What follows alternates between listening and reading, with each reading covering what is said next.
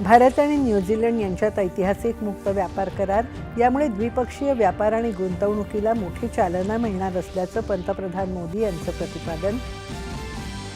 भारत आणि New Zealand FTA बाजारपेठ प्रवेश, गुंतवणुकीचा ओघ वाढणार, नवउद्योजक, शेतकरी, MSME, विद्यार्थी आणि तरुणांसाठी अपार संधी देणार. पंतप्रधान. एखाद्या विकसित देशासोबत केवळ 9 महिन्यांच्या कमी कालावधीत पहिल्यांदाच व्यापार करार अंतिम करण्यात यश मिळाल्याची केंद्रीय वाणिज्य मंत्री पियुष गोयल यांची माहिती. विकसित भारत जी विधेयक, शांती विधेयक आणि विमा कायदा सुधारणा विधेयक या विधेयकांचं राष्ट्रपतींच्या मंजुरीमुळे कायद्यात रूपांतर.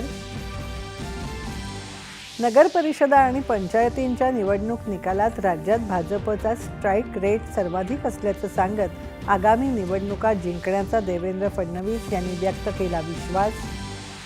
मुख्यमंत्री स्वेच्छाधिकार योजना सदनिका घोटाळ्याप्रकरणी माजी मंत्री आणि राष्ट्रवादी काँग्रेस पक्षाचे ज्येष्ठ नेते माणिकराव कोकाटे यांच्या शिक्षेला सर्वोच्च न्यायालयाची स्थगिती. संरक्षण संशोधन आणि शिक्षणातला ताळमेळ वाढवण्यासाठी DRDO आणि संरक्षण विद्यापीठ यांच्यात सामंजस्य करार. आणि बांगलादेशामध्ये अल्पसंख्याक हिंदूंवरच्या अत्याचाराला मोहम्मद युनूसच सर्वस्वी जबाबदार, बांगलादेशाच्या माजी पंतप्रधान शेख हसीना यांची टीका.